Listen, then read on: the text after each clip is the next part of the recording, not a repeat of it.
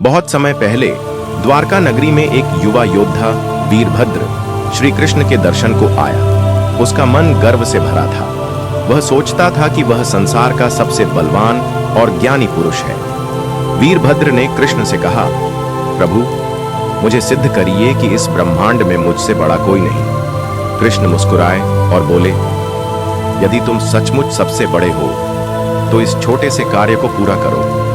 कृष्ण ने उसे एक साधारण सी सोने की अंगूठी दी और कहा, इसे ले जाकर वहां रखाओ जहां किसी का अहंकार न पहुंच सके। वीरभद्र हंसा और अंगूठी लेकर निकल पड़ा। पहले वह गंगा के तट गया। सोचा इसे गहरी नदी में फेंक दूं, पर फिर सोचा अगर कोई गोताखोर इसे पा ले तो।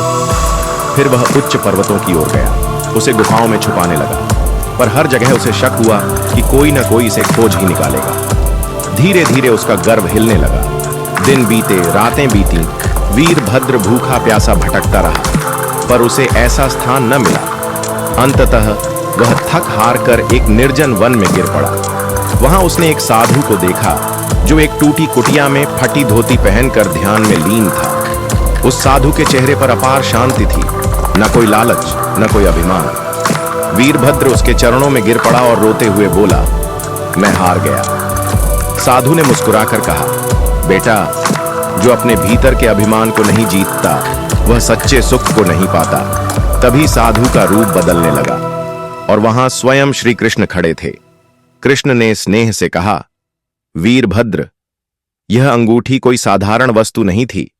यह तुम्हारे अहंकार की परीक्षा थी। तुमने बाहर स्थान खोजे, लेकिन सच्चा स्थान तो भीतर था, अपने हृदय के विनम्र कोने में। जब मनुष्य अपने भीतर झांकता है तभी वह माया के जाल से मुक्त होता है। वीरभद्र ने सिर झुकाकर कहा, प्रभु, अब मुझे ज्ञान हो गया है। और वह लौटकर एक सच्चा विनम्र योद्धा बन गया।